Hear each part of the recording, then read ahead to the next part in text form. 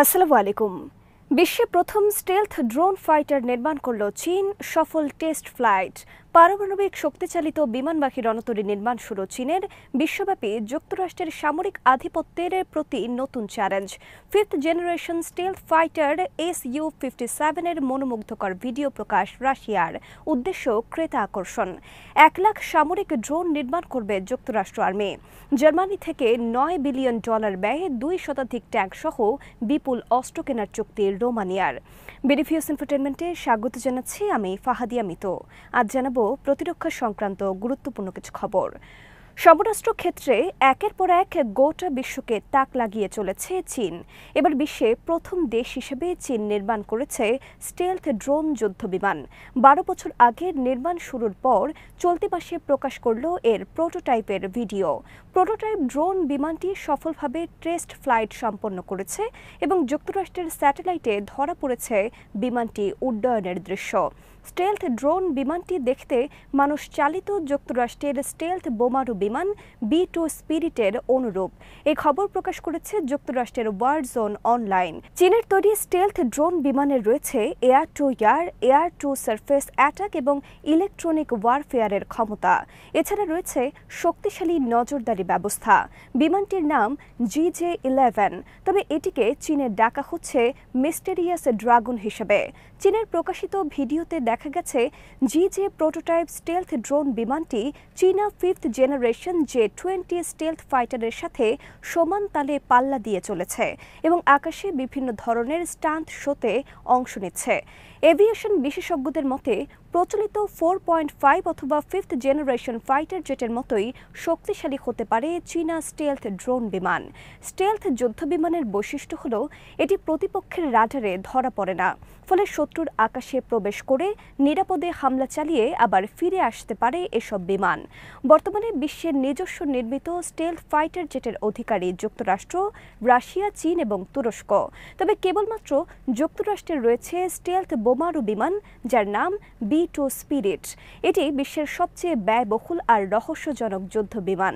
যুক্তরাষ্ট্র থেকে উড়ে গিয়ে কোনো বিরতি ছাড়া বিশ্বের যে কোনো প্রান্তে বোমা হামলা চালিয়ে আবার নিজ দেশে ফিরে যেতে সক্ষম দূরপাল্লার বোমারু বিমান B-2 স্পিরিট। বর্তমানে একটি B-2 স্পিরিট বিমানের দাম 24,000 কোটি টাকা। তবে যুক্তরাষ্ট্র কোনো দেশের কাছে বিক্রি করে না এই বিমান।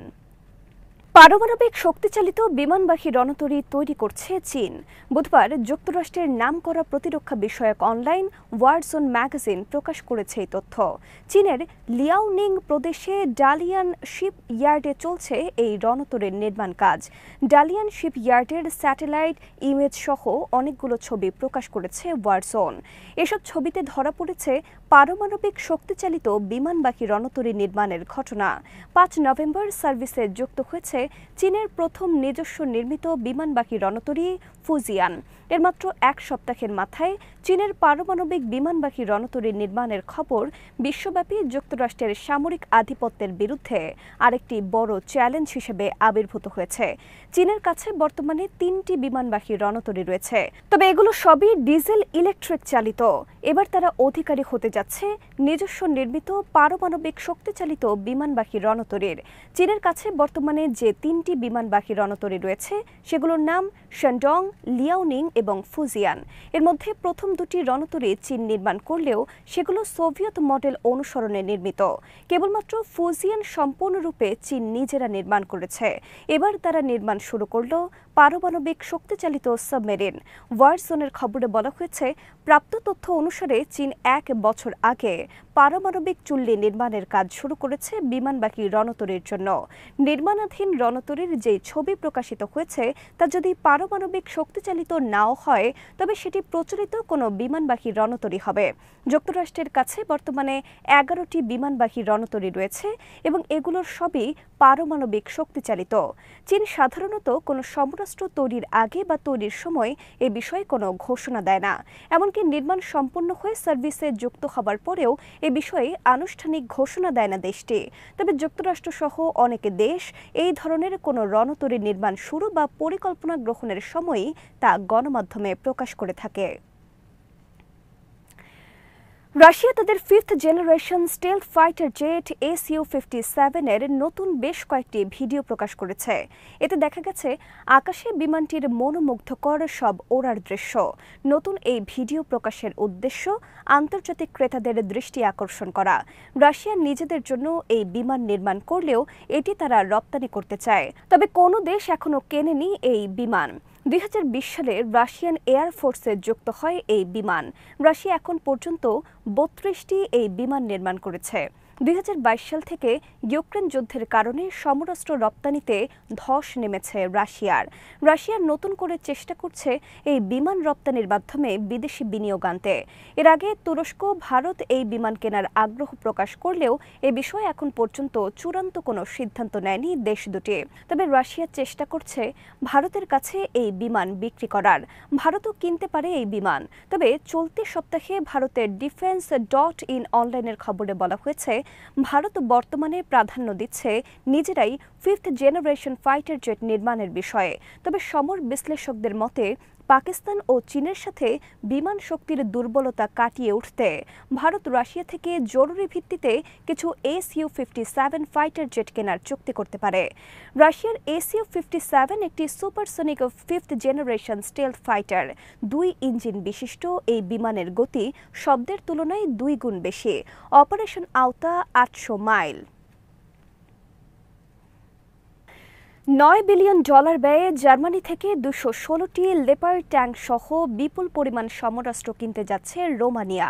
বর্তমান ড্রোন প্রযুক্তির যুগে এই ধরনের ভারী আর্টিলারি সিস্টেম কেনার সিদ্ধান্ত নিয়ে তীব্র সমালোচনা চলছে দেশটিতে। জার্মানি থেকে 2 শতাধিক ট্যাঙ্কের সাথে শতাধিক সামরিক যানবাহন, সাপোর্ট ভেহিকেল সহ অন্যান্য অস্ত্র রয়েছে।